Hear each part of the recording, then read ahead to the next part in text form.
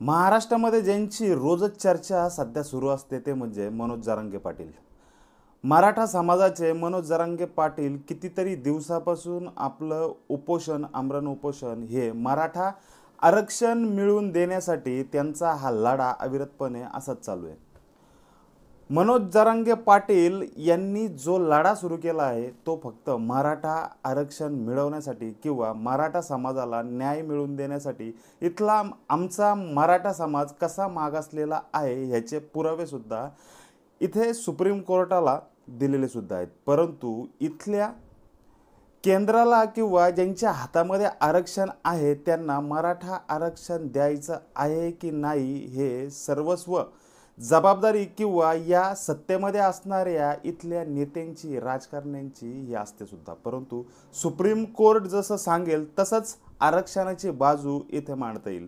विविध अहवाल हे सुप्रीम कोर्टामध्ये गेले सुद्धा. याच्या अगोदर गायकवाड अहवाल सुद्धा होता. परंतु याच्यामध्ये मराठा आरक्षण हे काही काळापुरता किंवा काही दिवसाकरता नको, तर हे मराठा आरक्षण हे नितांत पुढील जसं बाकीच्या जात समूहाला किंवा बाकीच्या समाजाला आरक्षण आहे त्याचप्रमाणे हे घटनेच्या तरतुदीनुसार किंवा घटनेच्या नियमानुसार येथे लागू झालं पाहिजे. तेव्हाच हे आरक्षण शैक्षणिक असो किंवा राजकीय असो हे आरक्षण मराठा समाजाला मिळू शकतं किंवा याचा मराठा समाजाला हा उपयोग होऊ शकतो, जो उपयोग पुढील पिढ्यानपिढ्या हा झाला पाहिजे. परंतु काही इथल्या सत्ताधारी राजकारण्यांच्या किंवा त्यांच्या स्वतःची त्यांना पोळी याच्यापुढे भासता येणार नाही. कारण मराठा आरक्षणाचा जर का मुद्दा येथे जर का संपला तर हेच मोठमोठे राजकारणी किंवा पक्ष मराठा समाजाकडे जर त्यांच्याकडे त्यांची डावी बाजू जर का नसेल तर त्यांच्याकडे मत मागू शकत नाहीत. याच मराठा आरक्षणावरती कितीतरी वेळा मोर्चे सुद्धा निघाले किंवा कितीतरी वेळा आंदोलनं सुद्धा झाली. मुंबईमध्ये सुद्धा अशी क्रांती मोर्चे हे निघाले सुद्धा. परंतु याच मराठा आरक्षणाची बाजू पुढे जात असताना सुद्धा एक योद्धा, मराठ्यांचा योद्धा ज्याला म्हणता येईल किंवा लढाऊ व्यक्ती जो मनोज जरांगे पाटील हा 2014 पासून या मराठा आरक्षणाची बाजू ही आपल्या हिमतीच्या जोरावरती त्याने रोखून ठेवले. आत्ता सध्या काही भागामध्ये किंवा सर्वच जिल्ह्यांमध्ये नेत्यांना किंवा विविध पक्षाच्या लोकांना या जिल्ह्यांमध्ये किंवा तालुक्यांमध्ये किंवा गावांमध्ये येण्यास मज्जाव सुद्धा केला आहे किंवा येथे येऊन सुद्धा देत नाहीत. मनोज जरांगे पाटील यांची परिस्थिती खालावत सुद्धा आहे. पाणी किंवा अन्न काही न घेता हा माणूस तेथे आपली मागणी पूर्ण व्हावी किंवा इथल्या सकल मराठा समाजाला कुणबी प्रमाणपत्र देण्यात यावं याच्यासाठी, आरक्षणासाठी हा मनोज जरांगे पाटील एक गरीब माणूस ज्याच्याकडे 2 व्हीलर सुद्धा नाही, 4 व्हीलर सुद्धा नाही, असा हा माणूस हा आपलं उपोषण अंतरवालीमध्ये करत आहे. याच्या अगोदर सुद्धा 14 दिवस उलटल्यानंतर सुद्धा मुख्यमंत्र्यांच्या हातून पाणी घेऊन त्या किंवा आपल्या मागण्या पूर्ण होतील या आशेने मनोज जरांगे पाटील यांनी आपलं उपोषण सोडलं होतं. परंतु काही दिवसाचा अल्टिमेट जो सरकारला दिला होता किंवा जो सरकारकडून 5 मागण्या ज्या काय मनोज जरांगे पाटील यांनी दिल्या होत्या या आम्ही पूर्ण करू असं सरकारने सांगत हे उपोषण थांबवलं होतं. परंतु त्याच्यानंतर काही वेळ संपल्याच्या नंतर मनोज जरांगे पाटील यांनी आपली भूमिका पुन्हा येथे मांडायला सुरुवात केली. त्याच्यानंतर मनोज जरांगे पाटील पुन्हा उपोषणाला बसलेत आणि पुन्हा आत्ता हा लढा सुरूच आहे. महाराष्ट्रामध्ये सर्वच ठिकाणी याशा किंवा शहरामध्ये, गावामध्ये मनोज जरांगे पाटील हे उपोषणाला बसले असता त्यांच्या उपोषणाला पाठिंबा म्हणून प्रत्येक गावामध्ये, शहरामध्ये कॅन्डल मार्च किंवा तेथे उपोषण सुरू सुद्धा झालंय, ज्याला साखळी उपोषण आपण म्हणता येईल. हेच उपोषण मनोज जरांगे पाटील यांना त्यांची आत्मीयता किंवा त्यांचा श्वास वाढवण्यासाठी मदत करू शकतो. आत्ता सध्या जो काय मराठा बांधव आहे हा मराठा बांधव जरी आपले न्याय आणि हक्क मिळवण्यासाठी जरी झगडत जरी असेल तरी इथल्या काही वर्गाला किंवा इथल्या काही वर्गाने याच मराठा आरक्षणासाठी पाठिंबा सुद्धा दिलाय. त्याच्यामध्ये मुस्लिम असतील, बौद्ध असतील, धनगर असतील, ओबीसी बांधव सुद्धा असेल. परंतु कुणबी प्रमाणपत्र मनोज जरांगे पाटील जर का म्हणतात आहे की हे आम्हाला द्यावं, तर हे प्रमाणपत्र देण्या अगोदर सुप्रीम कोर्ट असं म्हणतंय की मराठा समाज हा कसा मागासलेला आहे किंवा मोघल काळामधले येथे पुरावे सादर झाले पाहिजेत. आत्ता 50 वर्षापूर्वीचा पुरावा जर आपल्याला शोधायचा जर गेला तर आपल्याला किती धावपळ करावी लागते. मोघल काळामधला पुरावा कसा काय मिळणार.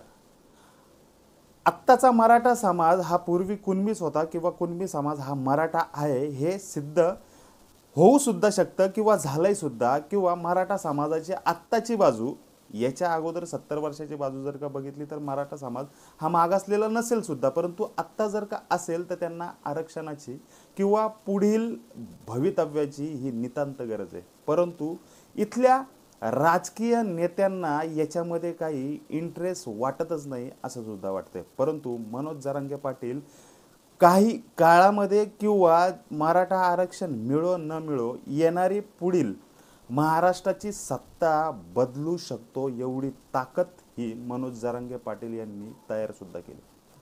एक गरीब माणूस किंवा एखाद्या माणसाकडे त्याची स्वतःची 2 व्हीलर नाही किंवा 4 व्हीलर सुद्धा नाही, परंतु त्याचा जर का आवाज इथे किती बुलंद आहे हा अख्ख्या महाराष्ट्राने पाहिला सुद्धा. हाच मनोज जरांगे पाटील इतक्या पोट तिडकीने या समाजाच्या पाठीशी खंबीरपणे, आणि हा समाज सुद्धा या मनोज जरांगे पाटलांच्या पाठीशी इतक्या दिवसानंतर सुद्धा उभा आहे.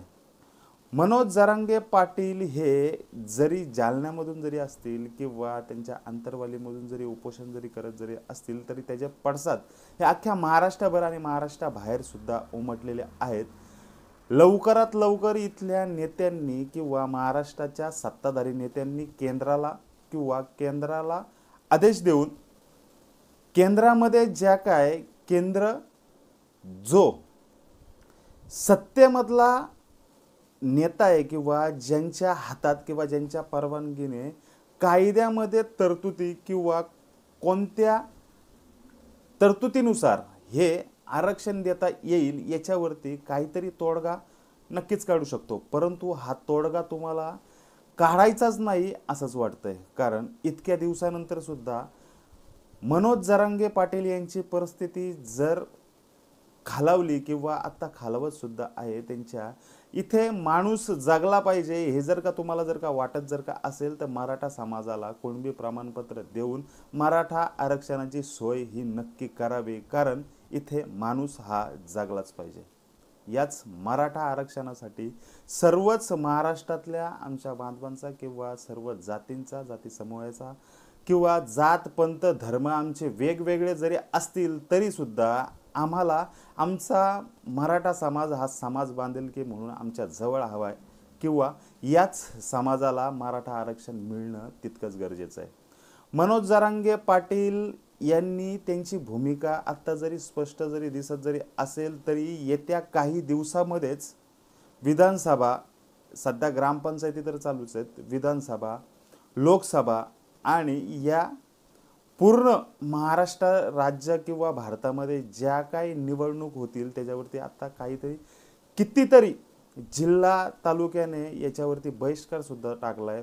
मग याचेच पडसाद हे पुढे येणाऱ्या महाराष्ट्रामध्ये काय उमटू शकतात हे सुद्धा इथल्या सत्ताधारी नेत्यांनी हे लक्षात घेतलं पाहिजे. उगाचच आम्हाला आरक्षण, मराठा आरक्षण द्यायचं आहे, परंतु तुम्ही त्याच्यासाठी पुढे पाठपुरावा जर का केलाच जर का नाही तर मराठा आरक्षण मिळणार कसं, ही बाब इथल्या महाराष्ट्रातल्या गरीब मराठा जनतेने आणि इथल्या बाकीच्या सपोर्ट करणाऱ्या समाजाने ही लक्षात सुद्धा घेतली पाहिजे. कारण इथली ही लढाई आत्ता ही श्रीमंत मराठा विरुद्ध गरीब मराठा अशीच आहे. कारण आत्ताच नुकताच काही दिवसापूर्वी अंतरवाली सराटीमध्ये होणारी मनोज जरांगे यांची सभा ही तुफान गाजली सुद्धा. मनोज जरांगे पाटील यांच्या सभेला कितीतरी लाखाहून लोक इथे जमली सुद्धा होती. या ठिकाणी मनोज जरांगे पाटील यांनी लोकांना, त्यांनी जे काही अगोदर प्रयत्न केलेत किंवा आत्ता मी जे काही करतोय आणि तुम्ही माझ्याबरोबर जर का आहात तर हे मराठा आरक्षण आपण मिळवूच असं सुद्धा सांगितलंय. परंतु राजकारणी लोकांनी याचा गैरफायदा किंवा फायदा सुद्धा घेतलाय. कारण यांना मराठा आरक्षण हे सुप्रीम कोर्टाकडून मिळवून द्यायचं नाही, तर ते तात्पुरतं देण्यासाठी त्यांची तयारी सुद्धा आहे. परंतु असं न टिकणारं आरक्षण हे पुढे याच समाजाला त्याचा काय फायदा होऊ शकतो. कारण याच्या अगोदर